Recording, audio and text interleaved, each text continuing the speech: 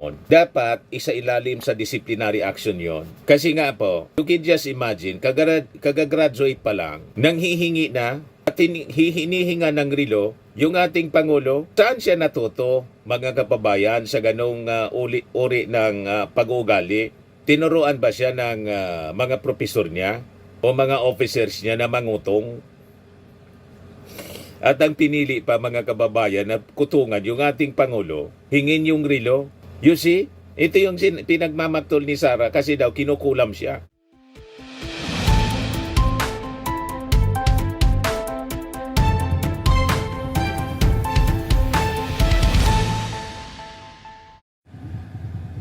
Nagpa-press con mga kababayan kanina si Senador Mig Zubiri. Marami yung mga tanong na ginawa yung ating mga kapatid sa mainstream media, lalo na mga kababayan tungkol sa impeachment tapos sa leadership ng Senado. Ngayon, nabanggit ni Mig Zubiri na yung impeachment daw laban kay Sara Duterte, isang witch hunt. Yan ang sabi dito sa report ng ABS-CBN. Zubiri claims Sara Duterte impeachment trial a witch hunt. Ang ibig sabihin ng witch hunt, mga kababayan, pinipersecute lang, hinahanapan ng mali, gustong tanggalin si Sara Duterte para hindi na makakandidato sa 2028 presidential election. Yan ang sinasabi, ang paniwala, mga kababayan, ni Mig Zubiri. Malabo man po, Senator Mig Zubiri, pero that is your opinion. Nire-respeto natin ang opinion ng bawat isa, but we disagree sa inyong mga pananaw na sinasabi ninyo, isa lang itong witch hunt or persecution. Kung isipin nga po, si Sara Duterte ang gumagawa ng literal na witch hunt at yung mga DDS. Kasi ang tingin ni Sara Duterte sa ating Pangulo, isa ng witch. In fact, sinabi niya yan sa isang press con, literal. Kaya nga ini-imagine niya, natanggalan ng ulo yung ating Pangulo kasi inaakusa na niya direkta, nangontrata na daw ng witch, ng mangkukulam. Napanood ninyo yon? Kung hindi ninyo napanood, i-replay ko. Pero karamihan sa inyo, napanood na siguro yon. Kaya malabo man po, Senator Mig Zubiri, na witch hunt ang ginagawa ng mga nagsusulong sa impeachment trial. May pananagutan talaga po si Sara Duterte. At ang literal na naniniwala sa witch, hindi man po yung anyone from the administration, unang-una yung ating Pangulo, kontra sa impeachment laban kay Sara. Kaya lang, sabi ng Pangulo, na-impeach na si Sara, kaya dapat sundan yung proseso. Napakalinaw po na si Sara Duterte ang naniniwala na kinukulam siya ng pamilya Marcos. Literal. Ito po, ipakita ko sa inyo yung press conference niya na inaakusa yung ating Pangulo nanguntrata na ng mangkukulam. Ganon kataba, mga kababayan, kung anong dumapo sa utang ni Sara. Yan na hindi natin maintindihan. Kinukulam na ako nila. Ini-imagine ko ang aking sarili, pinupugutan ko siya ng ulo. Magkasama kami nag-attend ng isang graduation. Truthfully, I wasn't feeling well. Kasi kinukulam nila ako. Andiyan na si... Diba, malinaw, mga kababayan? Inaakusa ang first family na isa ng mangkukulam. Nangontrata daw, kumuha daw ng mangkukulam from India pa. You see? Yan Umabot na sila sa kulam. Nagsama-sama na silang lahat. Kinukulam pa nila ako. So I wasn't feeling very well. Pero I had to go. Kailangan ko pumunta. Kasi para naman sa graduates yun. Hindi para sa akin yun. That's their happiest day. So nagsama kami. Nagsama kami. Katayo kami. Doon. And merong isang graduate na alam nyo, para sa akin, there was some sort of inappropriateness sa ginawa ng bata. Pero Unang napakinggan ko siya napanood, ang akala kong sinasabi niyang batang paslit, elementary, na humihingi ng relo ng ating Pangulo. Ito pala, PMA graduate. Paano naging bata yung trato niya? Sabi nga natin, yung sa discussion natin dito noon, dapat isa ilalim sa disciplinary action yon. Kasi nga po, you can just imagine, kagagraduate pa lang, nang hihingi na at hinihinga ng relo yung ating Pangulo. Saan siya natuto, mga kababayan, sa ganong uri ng pag-uugali? Tinuruan ba siya ng mga profesor niya o mga officers niya na mangutong? At ang pinili pa, mga kababayan, na kutungan yung ating Pangulo, hingin yung relo. You see, ito yung pinagmamaktol ni Sara kasi daw kinukulam siya. Yan na. Bata ito eh. So ikaw din, meron ka din dapat sana sigurong pag-intindi kung sa I-forward ko doon sa gusto niya daw, ini-imagine na daw na pugutan ng ulo yung ating Pangulo dahil lang doon. inulit ng bata, louder this time. Mr. President, can I have your watch as a graduation gift? Nasagot niya. Why? Why will I give you my watch? At that point, may sakit na ako. I wasn't feeling very well. Nandun lang ako, nakakatayo ako doon kasi may gamot ako. Gusto ko tanggalin yung ulo niya ba? Ang tanong ko sa iyo, Senator Migs, yan ang gusto mong maging Pangulo? Ganon katindi ang kalagayan ng kanyang pag-iisip. Pag tinawag mo siya na normal yung kanyang pag-iisip at mga pananalita, ang ibig sabihin niyan, abnormal ka rin. Imagine, Vice Presidente, ganyan siya mag-isip, mga kababayan. I realized toxic na yung relationship. So yan ang patunay na malabo po yung statement ninyo, Senator Mig Zubiri, na witch hunt against Sara Duterte, ang impeachment trial, walang persecution, at ang literal na naniniwala na siya pinapakulam at ang mangkukulam yung ating Pangulo. Yang ibig sabihin, si Sara at ang kampo niya ang nagwi-witch hunt. Gusto na nga tanggalan ng ulo yung ating Pangulo. At sa sunod na preskon niya, yun na yung pagbabanta sa buhay. Yan ang literal na witch hunt.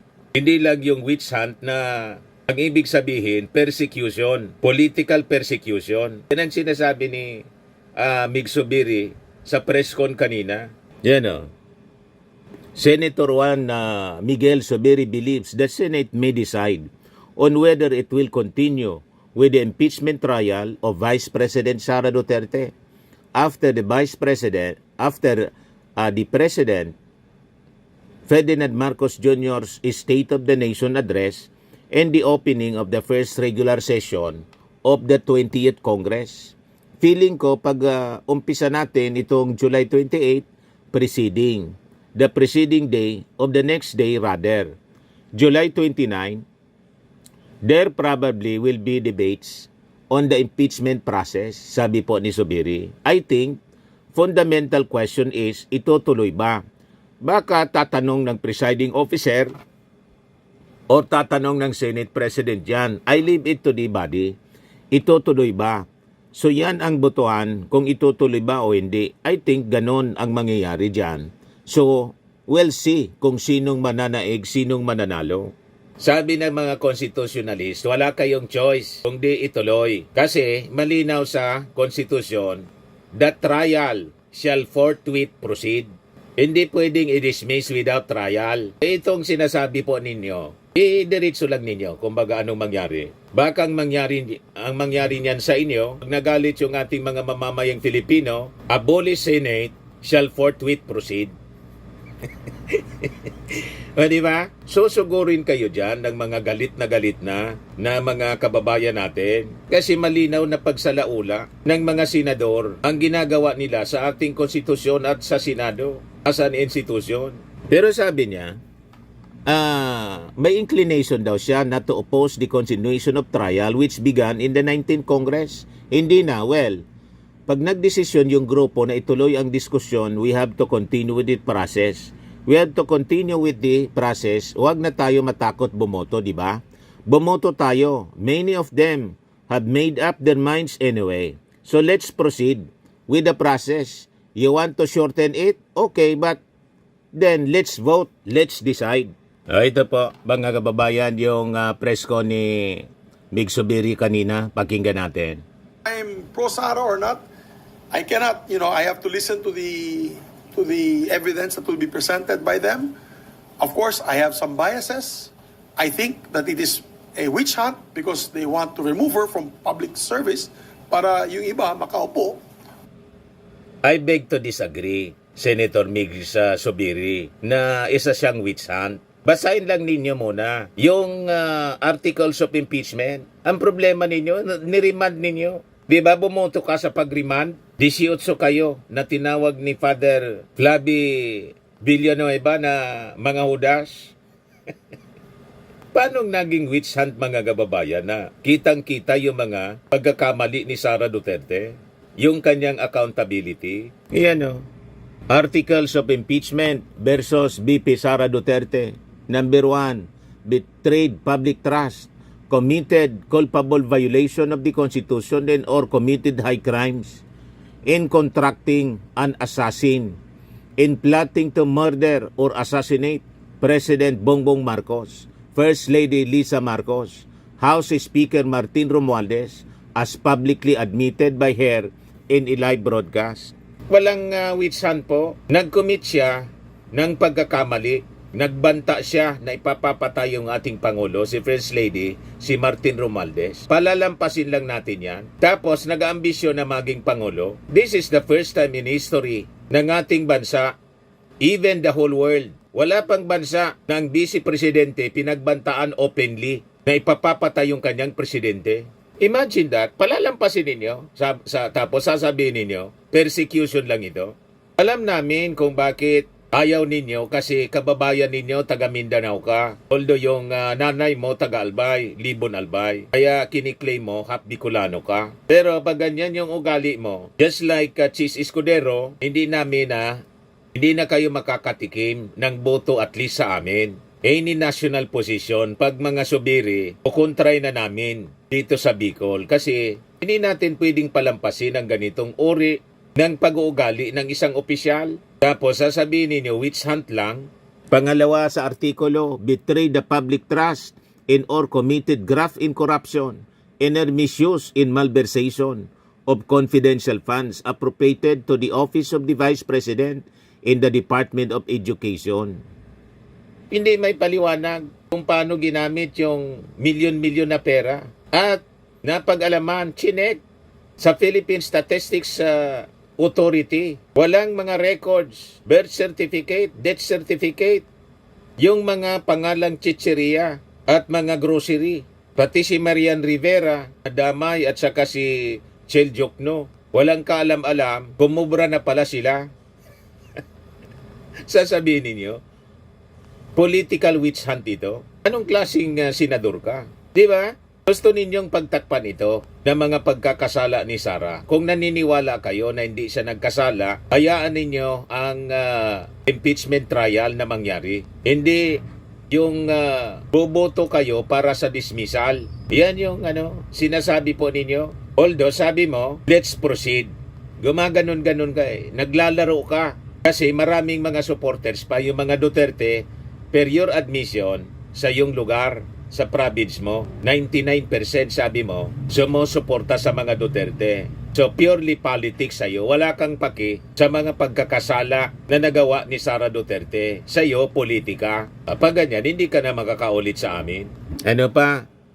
Betrayed public trust in or committed bribery in or other acts of graft in corruption including distributing monetary gifts to DepEd officials holding procurement-related functions, committed culpable violation of the Constitution and or betrayal of public trust in amassing unexplained wealth and failing to disclose all her properties in interest in the properties in her statement of assets and net worth or SALN, committed high crimes including the high crime of murder and conspiracy to commit murder in connection with their involvement in extrajudicial killings of the Davao Death Squad, committed acts of destabilization constituting at least a betrayal of public trust and all or culpable violation of the Constitution and even the high crimes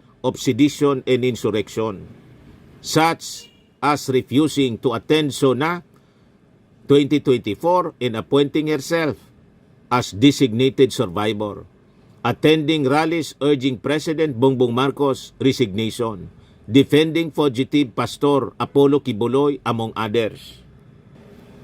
Totality of the Vice President's conduct clearly display conduct constituting a betrayal of public trust, culpable violation of the 1987 Constitution, and graft in corruption. Tapos sasabihin mo, political witch hunt lang itong impeachment complaints laban kay Sara Duterte. Huwag kami migsubiri. Di ka na makakauli sa amin. Kaya tama itong sinabi po ni dating Senate President Juan Ponce Enrile. Sabi niya, Chief Presidential Legal Counsel Juan Ponce Enrile said accountability is not a dangerous word and should not be viewed as a threat. Sabi niya, only those who have done something morally or legally wrong and want to keep it under wraps are afraid of accountability. Yan yung kanyang post sa kanyang Facebook. The fear of discovery is the cause of trouble that hounds the wrongdoer because truth speaks for itself. Res ipsa loquitur. Mismo mga kababayan, the truth speaks for itself. Yan ang truth, Kaya takot na takot umarap sa trial. Huwag kang mag-alala, ma'am, sa security ko. Kasi may kinausap na ako na tao. Sinabi ko sa kanya, kapag pinatay ako, patayin mo si BBM, si Lisa Araneta, at si Martin Romales. No joke. No joke. Nagbilin na ako, ma'am. Pag namatay ako, sabi ko, huwag ka tumigil, hanggang hindi mo mapatay sila. And then he said yes. Cutting his head. Gusto ko, ganun din ang gusto ko gawin doon sa mga katabi ko. So na-realize ko, toxic na ito. Yan ang sinasabi ni Enrile na res ipsa loquitur. Truth speaks for itself. Kaya natatakot kayo mga senador. Harapin ang katotohanan sa mga pinagagawa ni Sara Duterte. Natatakot kayo na tingnan ang mga ebidensyang hawak ng prosecution panel. Kasi pag nakita ninyo sa impeachment trial, mahihirapan kayong i-acquit si Sara. Yan ang katotohanan dyan. Ito naman po yung bago naming product na binibenta online. iGlow Serum Whitening po siya. Tingnan ninyo yung epekto sa aking anak na architect before and now. Yung mga inquiries po ninyo, dumiretso na lang kayo sa kanyang Facebook account, Riz Maravillas.